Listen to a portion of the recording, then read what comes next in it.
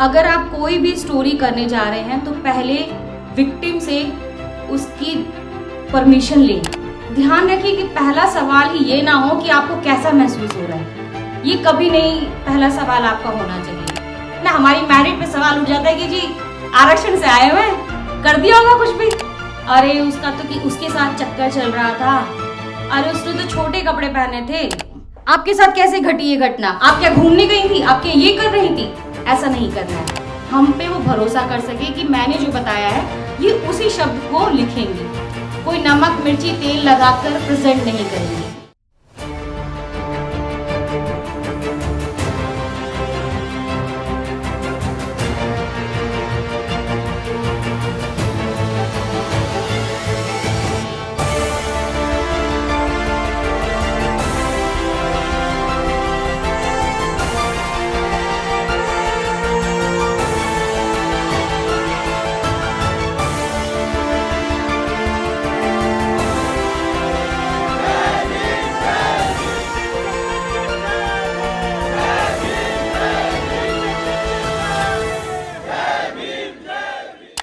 अभी के लिए जेंडर पे हमारे साथ बबीता गौतम है, जो कि जेंडर पर्सपेक्टिव से रिपोर्टिंग कैसे करते हैं।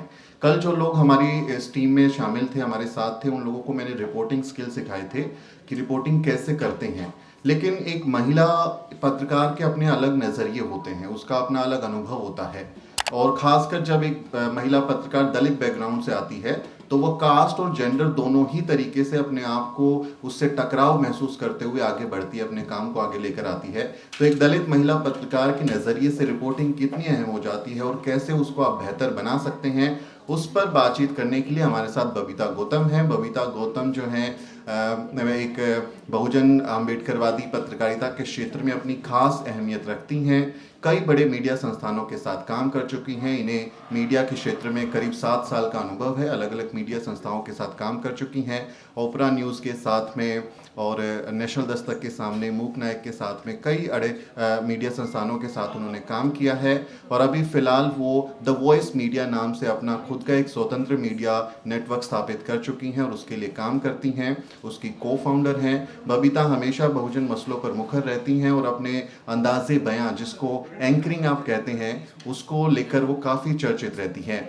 इनका फ़िलहाल 75 डे चैलेंज चल रहा है, जिसमें ये हर दिन, आप इनके अगर इंस्टाग्राम पर देखें या ट्विटर पर देखें तो 75 हार्ड चैलेंज में वो हर रोज़ एक दलित कवि की कविताएं पढ़ती हैं और वो बहुत खूबसूरती से उसको बयां करती हैं। वो रोज़ आती हैं, एक मिनट सवा मिनट का वो वीडियो लाती हैं और उसमें हर रोज़ एक नए दलित कवि का, एक कहानीकार की एक बात वो करती हैं। तो वो अपने आप में एक नया क्रिएटिव तरीका है कि कैसे आप अपने ऑडियंस के पास पहुंच सकते हैं। तो बबीता, आपका बहुत बहुत स्वागत है और ओवर टू यू। अभी तक आप एंकरिंग कर रही थी मेरा साथ दे रही थी, लेकिन अभी आपको क्लास लेनी होगी। तो आपको पीपीटी चाहिए? हाँ। डन हो गया वो?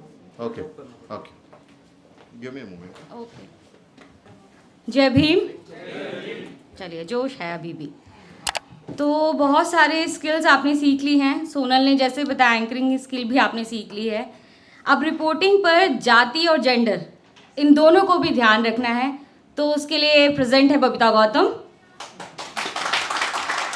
चलिए, जोश आ गया। और तो जब भी आप लोग अपने अपने तरीके से जब भी रिपोर्टिंग करते हैं, ख़ास तौर पे जो सेंसिटिव मुद्दे होते हैं, सेंसिटिव मुद्दे यानी कि जो रेप के मुद्दे होते हैं या कोई दलित महिला के साथ किसी भी तरह की कोई घटना होती है, तो वो सेंसिटिव मुद्दा ज़्यादा होता है।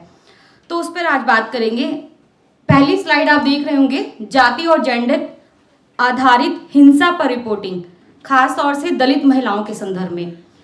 तो इस पे आज हमारी बातचीत होगी। इस दौरान जब भी आप रिपोर्टिंग करते हैं तो आपको बहुत सारी चीज़ें ध्यान में रखनी होती हैं। खास तौर पे मेल पर्सपेक्टिव से मैं बात करूंगी। कई बार क्या होता है कि महिलाएं आपसे उस तरह से बात नहीं कर पाती हैं जो वो अपनी बात फीमेल रिपोर्टर्स, फीमेल पर्सन से कर सकें, आपसे नहीं कर पाती हैं। तो उस चीज़ में आपको बहुत सारी चीज़ों का ध्यान रखना है। जैसे ये लिखा है, इन कहानियों की जिम्मेदारी सहानुभूति, संवेदनशीलता और गहरी भावना के साथ देखने की ज़रूरत। मतलब आप जब भी किसी भी रिपोर्ट को करने जाएं तो आपके पास इन बिंदुओं से रिलेटेड ही चीज़ें हों। जिम्मेदारी, आपकी जिम्मेदारी है कि आप कभी भी रिपोर्टिंग करने जाएं, आप एकदम से माइक और कैमरा ऑन करके उनके पास ना चले जाएं। पहले उनसे बात करें, उनसे उनकी चीज़ों को समझें, तब आप अपनी स्टोरी को, अपनी चीज़ों को आगे बढ़ाएं। क्योंकि तुरंत क्या होता है कि आपने जैसे माइक, आप आए और आपने कैमरा ऑन किया और एकदम से माइक उनको दे दिया, तो ना तो आपके पास सवाल होंगे ना उनके पास कोई जवाब होगा। तो जिम्मेदारी है कि आप उनको थोड़ा सा अपने भरोसे में लें। सहानुभूति, ये इस वर्ड का इस्तेमाल आप ज़्यादातर रेप सर्वाइवल के लिए करते हैं, क्योंकि कई बार क्या होता है कि वो इतनी कॉन्शियस नहीं होती हैं, इतनी मुखर नहीं होती कि वो एकदम से अपनी बातें बता दे। तो जिम्मेदारी और सहानुभूति यहाँ जुड़ती है कि जिम्मेदारी आपने दिखाई, आपने उनको अपने भरोसे में लिया। सहानुभूति आपकी तब जुड़ी जब आपने उनकी बात सुनी, तो उससे आपको और चीज़ें जानने की ज़रूरत पड़ जाती है। जब आपने जिम्मेदारी और सहानुभूति दिखा ली तो आपकी संवेदनशीलताएं उनसे जुड़ गई, तो आपके पास उनसे जानने के लिए बहुत सारी चीज़ें हो जाती हैं। वो आपसे एक तरह की दोस्ती कर लेती है, एक तरह से जुड़ जाती हैं, ताकि वो अपनी बात को बहुत आसानी से आपको बता सके। जो वो किसी और को नहीं बता रही हैं वो आपको बता सके, उस जिम्मेदारी के साथ कि आप उनके भरोसे को तोड़ेंगे नहीं। ये स्टीरियोटाइप जो है, जो लिंग और जाति दोनों के संबंध में हमारे समाज की जो गहराई है उसको तोड़ने के लिए है। जैसे इसका एग्जाम्पल आप देख सकते हैं कि जैसे मैं रिपोर्टिंग पे जा रहा हूँ और मेरे साथ आप में से कोई भी एक रिपोर्टर मेरे साथ फील्ड पर है, तो क्या होता है कि फील्ड पे जब हम दोनों जा रहे हैं, जो रेप सर्वाइवर है या जो दलित महिला जिसके साथ कोई भी घटना घटी है, वो उसके ऑप्शन पे क्या होता है कि हम लोग ना पहले से एक माइंड सेटअप कर लेते हैं, और ये समाज की एक स्टीरियोटाइप ही है कि उस फीमेल जो वो हमारी फीमेल पर्सन है उसके लिए एक अलग से सोच तैयार कर लेंगे। जैसे रेप के लिए कहा जाता है कि यार उसने छोटे कपड़े पहने होंगे, वो बाहर गई होगी, उसका संबंध होगा, उसके रिलेशनशिप होंगे, और ये बात बहुत ज़्यादा उठती है। तो पहले तो आपको ये स्टीरियोटाइप तोड़ना है। मैं अगर फील्ड पे जा रही हूँ और मेरे साथ आप में से कोई भी एक मेल पर्सन जा रहा है, तो आपको समझना होगा कि वो जो महिला है उसकी सहानुभूति क्या है, वो उस माइंड सेटअप में है कि वो आपसे बात कर सके, उसका आपके साथ एक कनेक्शन जुड़ सके। आपकी जो सोच है वो आपको बदलनी होगी कि समाज क्या कहता है, समाज की बंदिशें क्या कहती हैं कि छोटे कपड़े पहने हैं या उसका बॉयफ्रेंड है या उसका चक्कर चल रहा था, ये सब जो बातें घूमती हैं उनसे आपको अलग हटके अपनी सोच का दायरा बढ़ाना है और अपनी सोच के साथ उस पर्सन के साथ आपको इंटरेक्ट करना है, जुड़ना है, ताकि वो अपनी बात आपको बेहतर तरीके से बता सके। दलित महिला के अनुभवों के साथ सहानुभूति रखने, उनके समुदाय के भीतर उनके सामने आने वाली चुनौती और सामाजिक संदर्भ को समझने के लिए एक सचेत प्रयास की आवश्यकता है।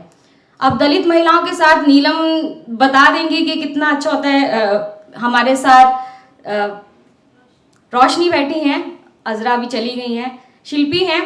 कभी भी क्या होता है कि हमारे जो अनुभव होते हैं महिलाओं के खास तौर पे, वो ज़्यादा बेहतर तरीके से जानती हैं, खास तौर पे मेल पर्सन के अकॉर्डिंगली। तो इस चीज़ को हमें बहुत अच्छे से देखना पड़ेगा कि सहानुभूति, कि हम उनको उस तरह की सहानुभूति ना दें कि कुछ भी हमने उनको बोल दिया उनके संदर्भ में कि हाँ हम ठीक है, हम साथ में हैं, हम आपको सपोर्ट करेंगे। आपको सपोर्ट करना आपके लिए और उनके लिए अच्छी बात है, लेकिन आपको ये ध्यान रखना है कि आपको किस तरह का सपोर्ट उन्हें करना है। इस सपोर्ट के एग्जाम्पल मैं अगर दूं तो 2 मामले मैं बताना चाहूँगी, एक हाथरस, एक निर्भया। निर्भया में आपने देखा होगा कि उसमें रिपोर्टिंग किस तरह से हुई और हाथरस में किस तरह से हुई रिपोर्टिंग। निर्भया में जो पीड़िता थी उसको बहुत अलग तरीके से दिखाया गया मेन स्ट्रीम मीडिया ने, खासतौर पे फीमेल कैंडिडेट ने, और हाथरस को एक अलग ही तरीके से प्रेजेंट किया गया था। उसमें एक तरीके का दिखाया गया था कि देखो रेप हुआ है और कितनी बर्बरता से रेप हुआ है। हाथरस में भी ये चीज़ें हुई थी, लेकिन उसको कोई और ही एंगल दे दिया गया था।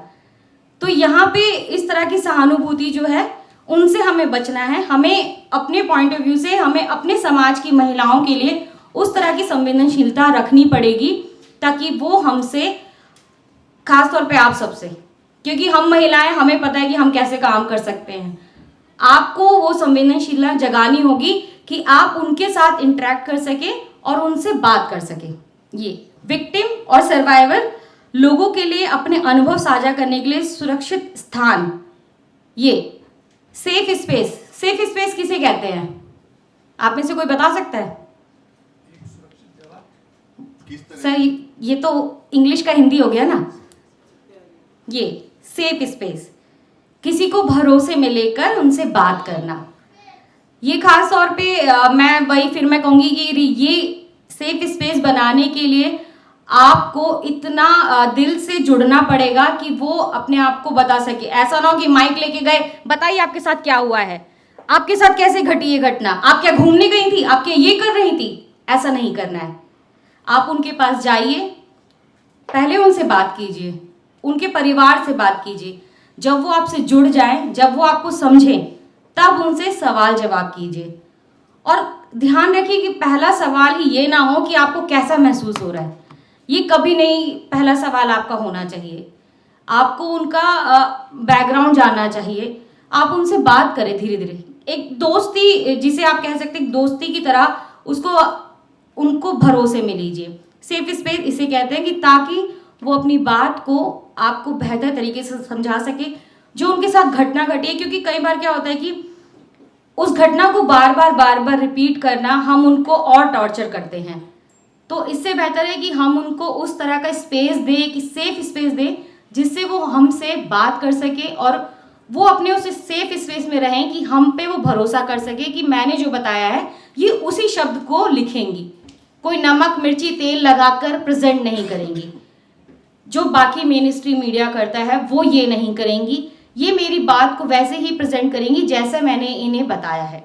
तो सेफ स्पेस हमारे लिए बहुत ज़रूरी है कि विक्टिम सर्वाइवर के लिए एक सेफ स्पेस बनाना। गुमनामी और गरिमा की रक्षा करते हुए उनकी कहानियों को प्रस्तुत करना। जब वही एग्जाम्पल हमारे पास दो हैं, हाथरस और निर्भया। निर्भया में आपने देखा कि मेन स्ट्रीम मीडिया ने किस तरह से पीड़िता के बारे में किस तरह से बताया, टीवी पे उसका पूरा ग्राफिक दिखा दिया, किस तरह से बस घूमती रही, किस तरह से दरिंदों ने किया। हाथरस में क्या किया, हाथरस में उसका पूरा का पूरा कैरेक्टर एसोसिएशन कर दिया, जिसको हम चरित्र हनन कहते हैं हिंदी में। तो अगर आप कोई भी स्टोरी करने जा रहे हैं तो पहले विक्टिम से उसकी परमिशन लें कि वो उस चीज़ के लिए तैयार है या नहीं। कई बार क्या होता है कि बहुत सारे लोग जो है बिल्कुल मना कर देते हैं। जैसे मैं उनका बताऊं कि अगर कोई सड़क पे झाड़ू लगा रहा है तो हम फोटो क्लिक कर लेते हैं, डाल देते हैं, लेकिन हम ये नहीं देखते कि उनकी नौकरी जा सकती है या उन पे बात उठ सकती है। तो ऐसी चीज़ें करने से बचे। आप उनका कंसर्न लें। अगर वो बोलती हैं कि मैं इस चीज़ के लिए तैयार हूँ लेकिन आप मेरा चेहरा नहीं दिखाइएगा, मेरे बारे में ऐसे कुछ मत बताइएगा, तो उस चीज़ को समझिए। ये चीज़ जब आती है कि जब कोई अपनी बात, ये इलेक्शन के टाइम पे ज़्यादा आती है कि हमें मुद्दा बोलना है लेकिन मैं चेहरा नहीं दिखाऊंगी और अपनी बात नहीं, अपना नाम नहीं बताऊंगी। तो इस चीज़ को ध्यान रखिए कि उनका चेहरा भी ना दिखे और उनका नाम भी ना आए और आप उनकी बात को समाज तक पहुंचा सके। तो ये होता है गुमनामी और गरिमा को ध्यान में रखते हुए रिपोर्टिंग करना। क्योंकि हमने देखा है कि हम अगर किसी से बात कर रहे हैं, ये दिल्ली कैंट की बात है, मैं रिपोर्टिंग कर रही थी, मैं पीड़िता की माँ, बच्ची की जो माँ थी, मैं उनसे बात कर रही थी और मैंने उनको बोला कि अपना चेहरा ढक लीजिए।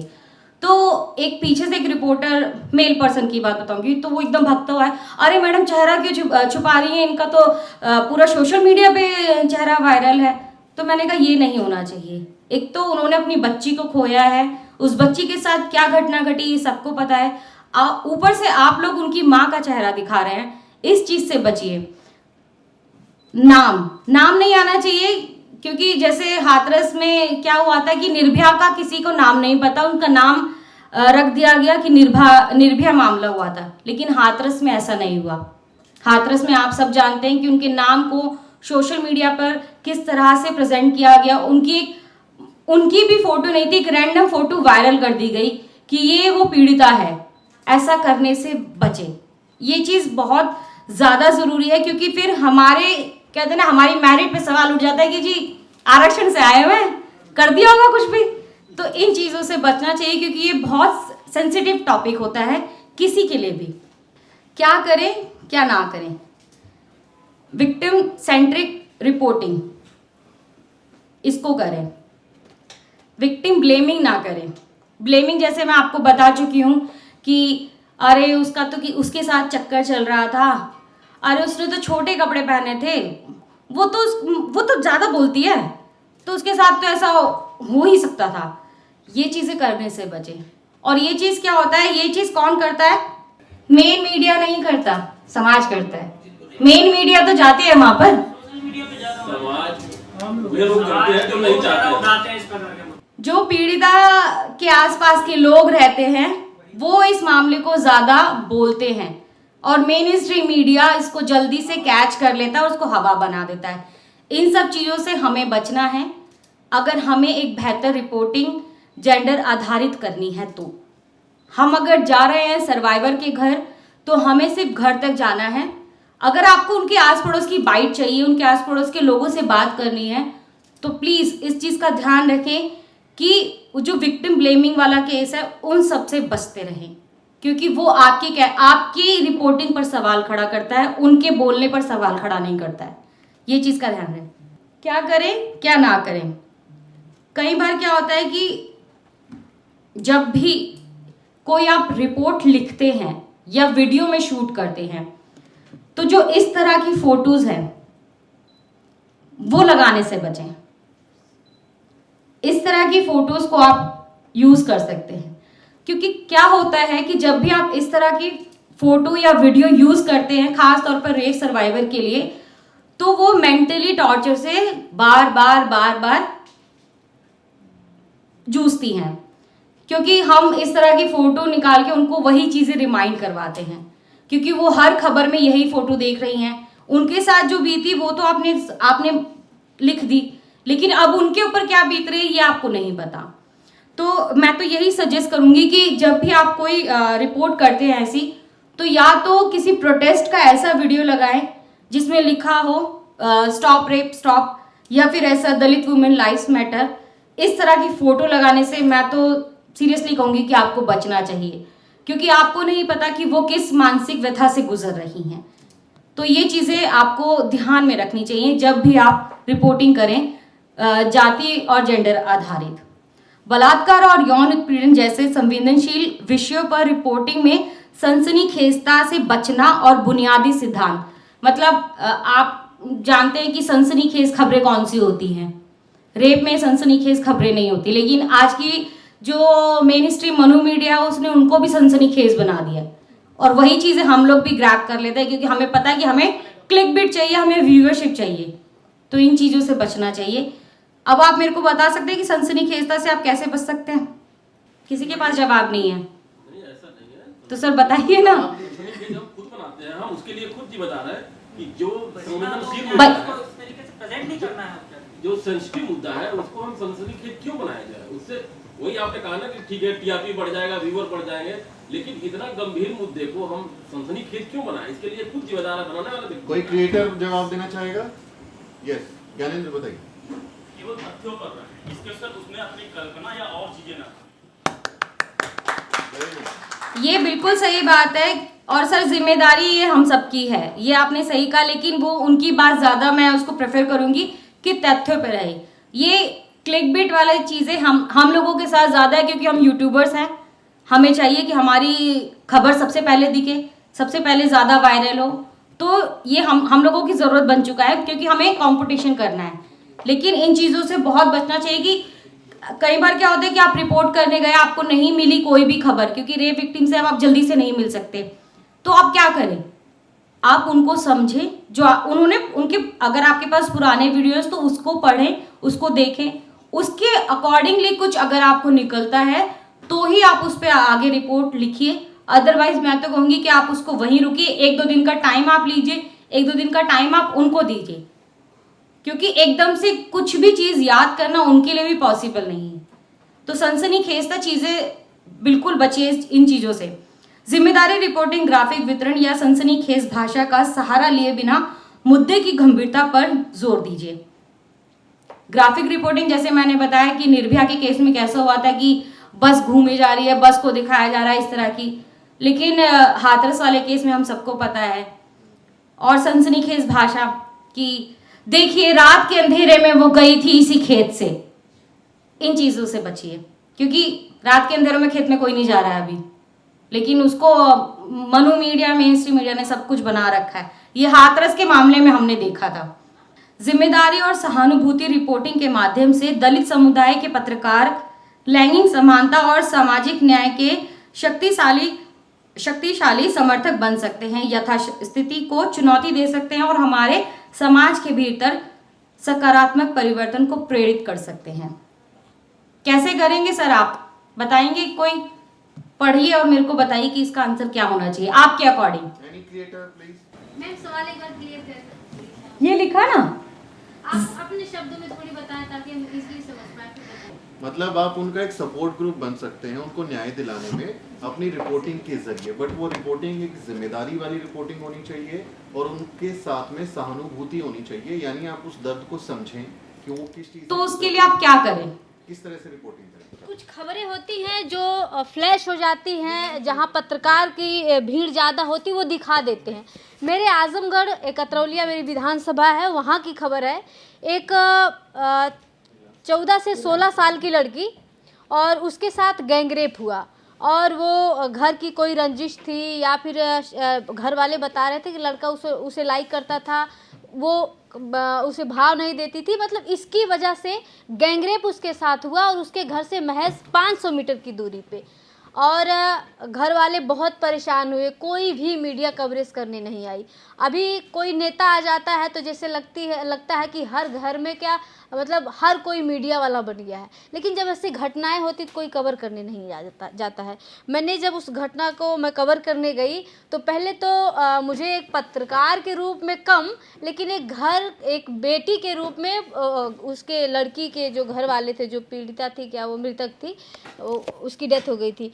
तो वो पहले तो ये मुझे जहाँ तक समझ में आया कि पहले हम एक पत्रकार ना ही बन के जाएं, पहले तो बेटर है। पहले हम उस चीज़ को समझें कि उनका दर्द क्या है। और मैंने वहाँ पे माइक पहले निकाला ही नहीं, बस मैंने वहाँ के चीज़ों को समझा। मैंने पूछा कौन कौन आया था, क्या आपके सांसद आए, आपके विधायक आए, तो उनका जवाब था कोई नहीं आया। यहाँ तक कोई मतलब कि गरीब परिवार था और उसको कुछ मुआवजे मिल सके पोस्टमार्टम के बाद, कोई मतलब किसी भी तरीके का सपोर्ट नहीं किया। और जब दूसरी तरफ कोई और खबरें चलती जैसे निर्भया और ये हाथरस, तो सब जाना, लेकिन उससे कहीं ज़्यादा जघन्य अपराध और उससे कहीं ज़्यादा उसकी कलाई तोड़ दी गई। जो लड़की थी उसकी कलाई तोड़ दी गई, मतलब हम बता नहीं सकते उसके प्राइवेट पार्ट के साथ कैसा खिलवाड़, उसके शरीर के साथ इतना खिलवाड़ किया लोगों ने, गैंगरेप हुआ। तो घर वाले रोते रहे, बिलखते रहे, उन लोगों की उम्मीदें मेरे से जुड़ी। मैं बड़ा मैं अपने आप को मतलब एक तरीके से ना बड़ा असहाय महसूस कर रही थी खुद भी, और बड़ा गिल्टी फील हो रहा था, यार हम कर क्या रहे हैं। आज ये लोगों की उम्मीदें हैं और हम कुछ कर भी नहीं पाएंगे, बहुत करेंगे खबरें दिखा देंगे। तो बस ये मुझे लगता है कि एक तो उन्हें हम समझें, हम न्याय ज़्यादा काफ़ी हद तक नहीं दिला सकते, उन्हें एक सहानुभूति दे, और जहाँ तक हमसे बन पाता है ईमानदारी से खबरें करें। और जो वहाँ के एरिया, जो उस एरिए में एसओ है, जो भी जिम्मेदार है, उनसे मिले और बात करें, उनको न्याय दिलाने की कोशिश करें। विधायक से मिले, सांसद से मिले, परिवार को जो है कोशिश करें कि एक आर्थिक रूप से भी सहयोग करवाया जाए, क्योंकि वो अपने घर का एक अपनी बेटी खोई है। तो मुझे बस यही लगता है कि पत्रकार से पहले हम उनको एक अपनेपन का एहसास दिलाएं। पत्रकार के तौर पे भी जो हमसे बन पाता है वो चीज़ें, वो लड़ाइयाँ, वो न्याय हम दिलवा सके। और जब तक न्याय नहीं मिले तब तक हमें अपने स्तर से आवाज़ उठाती रहनी चाहिए, और मैंने वो किया। मैं कोर्ट तक गई, अपने डिस्ट्रिक्ट कोर्ट तक गई, वहाँ भी वकीलों से बात किया, लेकिन लास्ट में वही हुआ कि जो मेन रेपिस्ट था वो भी छूट के आ गया पैसे के बल पे। इस चीज़ का ये हमारे समाज के साथ एक क्या बोले दुर्भाग्य है जी। एक्चुअली जहाँ से रोशनी आती है उसके आसपास से मैं भी आता हूँ। तो एक्चुअली होता क्या है, हमारी तरफ जो SC ST समुदाय होते हैं, आपको पता है कि मीडिया में हमारे लोग कम हैं, तो जब भी इस तरह की चीज़ें होती हैं तो वो लोग दिखाने से बचते हैं। ऐसी एक घटना हुई थी गोरखपुर में, गोरखपुर के पास हमारा बड़लगंज आता है। वहाँ पे एक एससी समुदाय का व्यक्ति था और एक दुबे परिवार था। चूँकि मैं कैमरे के सामने भी कह रहा हूँ, तो वो काम के लिए उसको बोला, वो काम पे नहीं गया। बस उसको इतना लगा कि मेरा काम क्यों नहीं सुना, इसकी वजह से उसके घर पे गया। चूँकि वो उस समय था नहीं, वो बारात चला गया था और घर पे आया। उसके घर में 2 औरतें थी, एक लड़की थी और उसके घर में एक बूढ़े उसके बाबा थे। तो उसे झाड़ा किया और झाड़ा में उस बूढ़े उसके जो बाबा थे उसको मार दिया। बाद में फिर हम लोग को पता चला कि यहाँ पे इस तरह की घटना हुई। तो चूँकि मैं भी था और मेरे साथ में 2 और पत्रकार साथी थे, वो अलग कास्ट के थे। तो वो एक मिश्रा जी थे, वो जेंडर वाइज रिपोर्टिंग हो गई होगी वहाँ पे। तो मैं वहाँ पे जब गया तो ये होता है ना कि भाई इनकी रिपोर्टिंग नहीं करनी है, तो मैं बोला कि नहीं मुझे तो करना है। वही ना, मिश्रा और दुबे आ गए ना उधर। तो जब मैंने करना स्टार्ट किया तो फिर उनके दिल में कुछ आया होगा, फिर उन्होंने भी किया और मेरे साथी एक और थे, उन्होंने भी किया। बाद में उसकी गिरफ्तारी हुई और जेल में हो गया। मैं एक जैसे रोशनी ने बताया, मेरे को एक इंसिडेंट याद आ गया अलीगढ़ रिपोर्टिंग के टाइम पे। अलीगढ़ की वो घटना आपको याद होगी, सिक्योरिटी गार्ड ने गोली मार दी थी सिर्फ पानी की बोतल छू लेने पर। तो मैं सुबह गई वहाँ पे रिपोर्ट करने। तो एक तो मैंने देखा कि जब मैं उस इलाके में, एक तो हमारे इलाके इतने शानदार बना रखे हैं समाज ने कि बाहर ही आपको नालियां बहती दिख जाएंगी, पूरे पशु दिख जाएंगे, आपको कूड़ादान दिख जाएगा। तो मैं उस पूरे मैं उस पूरा जो रास्ता था मैं उसको कवर कर रही थी। तो जब मैं उनके घर पे गई, पीड़ित के जो सर्वाइवल जो मर चुके थे, तो उनके भाई और चाचा जी बैठे हुए थे। तो उन्होंने देखा, मैंने उनसे पूछा कि वहाँ पे बाहर जो लोग थे, मैंने उनसे कहा कि यहाँ पे ऐसी घटना हुई है, मुझे उनके घर जाना है। उन्होंने कहा अच्छा वो उधर है, वो अंदर की तरफ है। मैं गई, मैंने उनको बोला कि सर मैं दिल्ली से आई हूँ और मैं इस घटना को कवर करना चाहती हूँ, लेकिन पहले आप मुझे बताइए कि आप लोग कौन हैं और कैसे चीजें हुई। उससे पहले मैं जो लड़का जो मरा था बच्चा, उनकी माताजी से मिलना चाहती हूँ, मैं उनको समझना चाहती हूँ, उनसे एक बार दिल से मिलना चाहती हूँ क्योंकि वो अभी किस स्थिति में है। मैं गई उनका घर, मतलब मेरे को और झुककर जाना, मेरी तो हाइट ही इतनी सी है, मैं क्या करूँ। तो मैं और झुककर गई, उनकी माताजी इतना लंबा घूंघट करके बैठी हुई थी और वो उन्होंने ये नहीं देखा कि मैं दिल्ली से आई हूँ या मैं कहाँ से आई हूँ, गाँव की हूँ या बाहर की हूँ। वो बस मुझे देखकर रोने लगी और वो इतना रोई आधे घंटे तक मैं उनको यही कहती रही कि देखिए जो हो गया है उसके लिए हम जिम्मेदार नहीं हैं। हमारे पानी छूने से अगर उनका पानी दूषित होता है वो उनकी गलती है। इंसान, वो भी इंसान, मैं भी हूँ, तो ये हमारी गलती नहीं है। नुकसान हुआ है उसकी भरपाई कोई नहीं कर सकता, लेकिन जो आरोपी है उसको सजा दिलाने में हम आपके साथ खड़े हैं। चाचा जी थे, मैं बाहर आई, चाचा जी से बात की तो वो भी मतलब ऐसे रो रहे थे कि मैंने उनसे कोई सवाल नहीं किया, बस वो मेरे को देखकर रोते रहे कि उनको लगा कि दिल्ली से कोई पर्सन आया है हमारे बच्चे को न्याय दिलाने के लिए, हमारे बच्चे की आवाज बनने के लिए। तो इस चीज को ध्यान रखिए कि जब भी आप रिपोर्टिंग करने जाएं तो आप इस तरीके से जाए कि उनको ये ना लगे कि बस ये आया है खबर करके चला जाएगा, क्या ही कर लेगा। आप इस तरीके से जाए कि वो आपसे उम्मीद कभी किसी की पूरी नहीं होती, लेकिन अगर वो आपसे उम्मीद बना रहा है तो आप उस उम्मीद को पूरा ना करें, लेकिन तोड़ें भी ना, भरोसा कायम करें। जी सर। एक चीज बस कहना चाहूंगी, यहाँ पे जिम्मेदार पत्रकार लोग बैठे हैं, तो एक अपील भी है मेरी कि मैं उसी घटना से फिर से रिलेट करूंगी कि क्या हुआ था कि जब वहाँ पे मैं गई थी ना, तो कोर्ट में जब गई थी तो कोर्ट वाले पूछ रहे थे पीड़ित परिवार से कि क्या इसने पैसा वैसा लिया है क्या। ये होता मतलब है एक इमेज जो है ना, हम पत्रकारों ने ही बनाई है, मैं सच कहूँ बिल्कुल, तो किसी और ने नहीं बनाई। वो मेरे से कह रही है कि बिटिया अभी तो हमारे पास पैसा ना है, लेकिन बाद में दे। मतलब मैं बोल नहीं सकती, मेरे मतलब शर्म से मेरी आंखें झुक गई। यार पत्रकारों ने, हम लोगों ने क्या इमेज बना रखी है। जो परिवार, पीड़ित परिवार, वो अपने दुख से उभर नहीं रहा है। लगभग 15 दिन से ज़्यादा हो गए। आज पत्रकारों ने ऐसी इमेज बना रखी है कि ऐसे टाइम में भी इन्हें ये कहना पड़ रहा है कि अभी तो पैसे नहीं, पेड न्यूज, और इसी को तो कहते हैं कि पेड तो हम पैसा दे रहे हैं, आप हमारी खबर चलाएं। ये चीज अपील है मेरी आप जैसे जिम्मेदार पत्रकारों से कि कभी पीड़ित परिवार के घर जाएं, आप कर्ज लेके किराया भाड़ा जाएं, लेकिन कभी ये ना कहें कि मैं आऊंगा तो मुझे किराया चाहिए। बिल्कुल, ये कभी ना करें, क्योंकि मैं भी स्टूडेंट हूँ।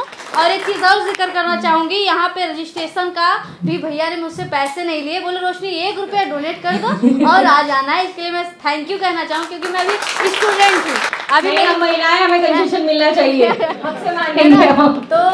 तो ये चीज़ें हैं कि जहाँ पे हमें तो वरीयता मिल जाती है, तो कभी ऐसी जगहों पर हमें ये मांग बिल्कुल भी नहीं करना चाहिए। और अगर हो पाता है तो हमें पीड़ित परिवार की और मदद करनी चाहिए। बिल्कुल बिल्कुल बिल्कुल, ये चीजें हमें ध्यान रखनी चाहिए कि इस तरह की चीजों से बिल्कुल बचें आप। बिल्कुल, और बहुत खूबसूरत बात है जो आपने कही है। अगर आप ये समझें कि समाज को कुछ समझ नहीं आ रहा, वो देख नहीं रहे, वो आपको परख नहीं रहे, वो आपके काम पे नज़र नहीं रखते हैं, तो ऐसा नहीं है।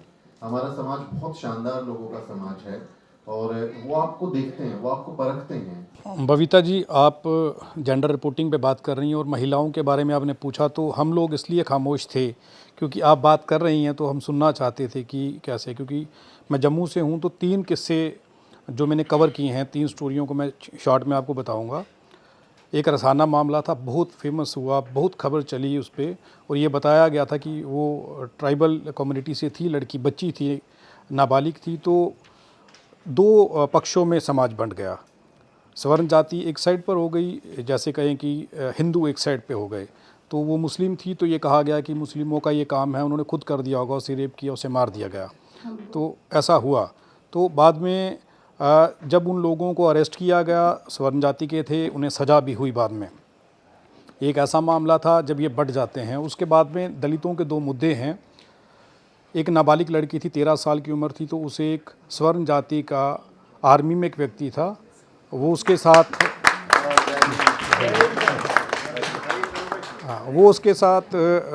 उसको बरगला करके उसके साथ रेप करता रहा कई साल तक। लेकिन जब उसको शादी के झांसे में रखा और बाद में छोड़ दिया, ये कहकर कि वो दलित समुदाय से है, शादी नहीं हो सकती, तो उसे छोड़ दिया गया। ऐसे 2 मामले मेरे पास आए। एक दलित लड़का था, उसने स्वर्ण जाति की लड़की से शादी कर ली तो उनका घर जला दिया। ये 3 खबरें हैं। इन तीनों खबरों को मैंने कवर किया। और जब मैं उस लड़की के घर में जाता हूं जो दलित थी, तो स्वर्ण जाति का लड़का था, वो आर्मी था, तो मैंने कवर करने की कोशिश की। पुलिस से मुझे फ़ोन आता है कि आप इसे कवर मत करिए, लड़की जुवेनाइल है और आपके अगेंस्ट कार्रवाई हो जाएगी। तो हमने कहा कि भैया बात ऐसी है, FIR लॉज कहाँ पे हुई है? उसने कहा कि हमारे थाने में हुई है। तो मैंने कहा फिर वही FIR नंबर बता के हम खबर कर रहे हैं?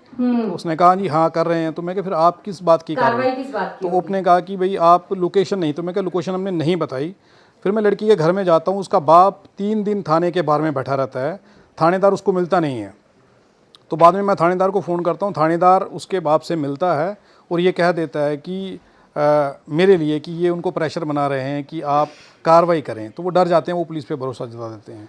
तो हमें उन लोगों को समझाना भी है, गाइड भी करना है, दोस्त बनना है। हाँ, उन्हें समझाना भी है, गाइड भी करना है। और मेरे साथ कम से कम 50-60 वकील हैं जम्मू के जो काम करते हैं, तो उन लोगों के मुद्दों को हम इस तरीके से अपनी जिम्मेवारी समझते हैं। सर, मैंने इसलिए आप लोगों से पूछा था क्योंकि हम आपको ही पता है कि फीमेल कैंडिडेट जो है बहुजन समाज से जो आते हैं, दलित समाज से जो आते हैं, वो फील्ड पे कितनी ही है, आप उंगलियों पे गिन सकते हैं, आप बता सकते हैं कितनी है। तो और यहाँ पे भी संख्या आप देखिए। तो मेरा सवाल इसीलिए आप लोगों से था कि आप बताइए कि आप अगर जाते हैं तो आपको क्या चीजें ध्यान में रखनी है और आप उसका आंसर दे सकते हैं। जी। क्योंकि हम अपने नजरिए से देखते हैं उस खबर को और आप अपने नजरिए से देखते हैं। जी। बाकी किसी को कुछ पूछना है? हेलो मैम, नमस्कार। कोई सेशन नहीं छोड़ा नहीं, अच्छी बात है। हेलो, आवाज़ तो आई नहीं रही। इस्तेमाल करना होता है, बहुत अच्छी बात है। हेलो, आवाज़ तो नहीं आ रही ना? आ रही। हाँ, मैंने भी ये वर्ड फील किया कि मैं बार बार फील करता हूँ कि अपना समाज ना अगर थोड़ा सा आगे बढ़ता तो महिलाएं तो बिल्कुल भी कुछ नहीं कर रही। इससे ज़्यादा पार्टिसिपेशन तो जो सवर्ण समाज उनकी महिलाओं का है। और जो बाबा साहब ने हम लोगों को बोला कि भाई महिलाओं का रिप्रेजेंटेशन होना, तो हम उसमें बहुत ज़्यादा पीछे हैं। और अभी मैंने बहुत ऐसे फील किया, अभी आप लोग ना सही में अगर आप लोगों को इश्यू होते तो वह हाथ बहुत खड़े होते कि हम लोगों ने ऐसे ऐसे रिपोर्टिंग की थी। अगर इस पे ना अगर किसी ने रिपोर्टिंग की होती तो उसकी बात में वो लहजा सारी चीज़ें होती। और मैं इस पे खुद काम करता हूँ इसलिए बोलता हूँ, मैं नहीं तो मेरा बोलने का कोई मतलब भी नहीं है। मैंने कई लड़कियों को फ्री में पढ़ाया और वो आज इतना अच्छा कर रही, करोड़ों रुपए कमाएंगी वो, मतलब। और ऐसा नहीं है कि मतलब आपने जो बोला कि यहाँ पे भी महिलाएं कम है, सुमित ने पूरे सबके लिए महिलाओं को तो फ्री एंट्री दी थी।